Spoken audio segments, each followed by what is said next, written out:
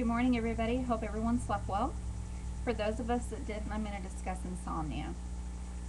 What would you think if I told you that insomnia was more than just not sleeping? It's more than tossing and turning all night. Well, I'm going to clear up the misunderstood condition of insomnia, the physical and mental effects that it has on our bodies, and how it's been viewed through the years. So let's dive into those restless nights and discover what insomnia really is. Merriam-Webster's online dictionary defines insomnia as prolonged and usually abnormal inability to obtain adequate sleep. And this can be broken down into two categories, primary insomnia and secondary insomnia. Primary insomnia is basically what most of us think of as the tossing and turning where you do fall asleep and then you wake up multiple times through the night and wake up feeling like you haven't slept at all. Secondary insomnia is the result of medical conditions or health-related conditions. It can be asthma, it can be anything that has pain associated with it because you're unable to fall asleep due to that pain or that being uncomfortable.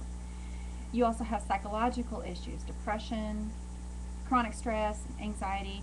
Those issues can prevent you from winding down at night to be able to fall asleep adequately. And then there's the substances that we put into our body. Any alcohol, drugs, medications that we take, they wind up making us fall asleep, but when we wake up in the morning, we don't feel refreshed and we don't feel like we've actually obtained any kind of adequate sleep.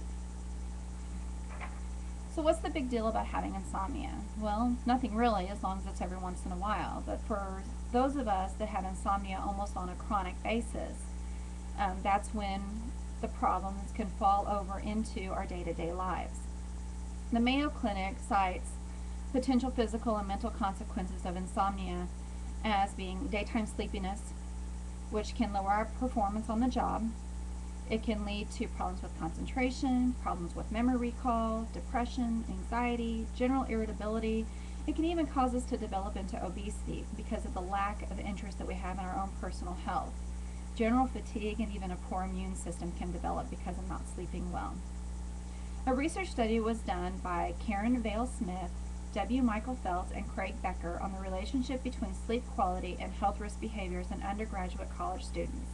It was published in the College Student Journal, and it stated that certain health risk behaviors appear to be associated with poor sleep quality. The behaviors they outlined were fighting, suicide ideation, smoking, and an increase in alcohol consumption. They made several recommendations in order to help combat these behaviors. Part of that is environmental education, how to obtain the best environment so that you can sleep and achieve optimal sleep.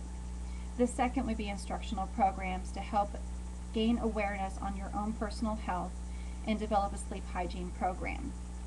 History through the years has shown different variations of how insomnia has been perceived. Aristotle is quoted by the Insomniac staff as saying that inhibition of sense perception for conservation, basically saying that sleep, whenever we do sleep, is how our body repairs itself from the day's events. The history learning site, on the other hand, quoted Abbacchio in 1353 as using insomnia as a symptom of the bubonic plague. So modern treatment has come a long way. Modern thinking has come a significant way, from dismissing insomnia as a side effect of something else to actually a condition that needs to be treated. We've also learned that sleep aids or over-the-counter medications are not necessarily the best options on a chronic basis, and in those cases it's better to find out what the underlying condition is in order to treat the situation. Also, behavioral therapy has moved into the forefront, actually developing habits so that we can sleep better through the night. And then according to the Mayo Clinic, there's even a program called a sleep restriction therapy where you starve yourself of sleep for several nights so that when you do finally sleep, you have that good night's sleep.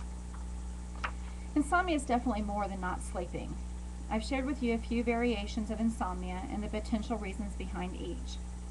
We've even reviewed some of the more common consequences of insomnia and the potential effect that it has on our daily lives. We've learned some of the more modern approaches to insomnia and how it was viewed in the past. So the next restless night you experience, remember, once in a while is nothing to worry about. But on a regular basis, there may be more to treat than just not sleeping. Thank you.